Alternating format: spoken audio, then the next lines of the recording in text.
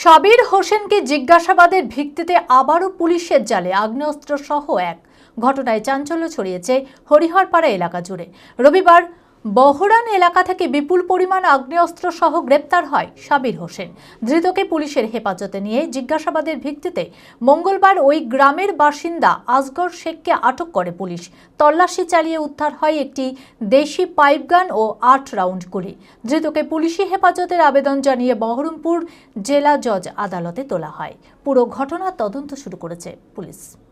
মানসিক স্বাস্থ্যের জন্য সবার আগে যে নামটি মনে ভেসে ওঠে, সুস্থ মনের ঠিকানা মনোবীক্ষণ।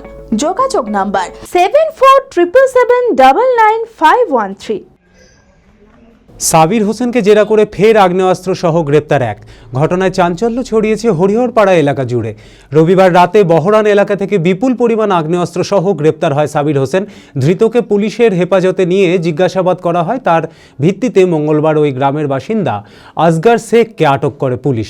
তার তল্লাশি চালিয়ে উদ্ধার হয় একটি দেশি পাইপগান ও ৮ রাউন্ড গুলি। ধৃতকে বুধবার পুলিশি হেফাজতের আবেদন জানিয়ে বহরমপুর জেলা জজ আদালতে তোলা হয়। আগ্নেয়াস্ত্রগুলো কী কারণে মজুদ ছিল তার তদন্ত শুরু করেছে পুলিশ। ঘটনার পর থেকে এলাকা জুড়ে কঠোর নজরদারি জারি রেখেছে হরিহরপাড়া থানার পুলিশ।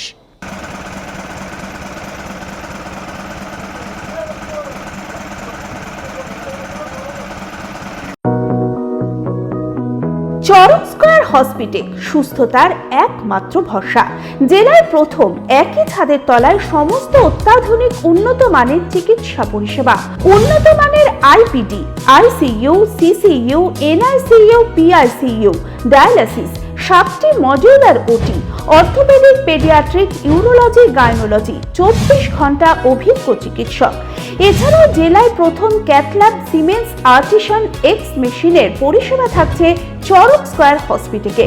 24 ঘন্টা private blood bank, MRI, CT scan, digital X-ray, ক্যাথল্যাবের পরিষেবা।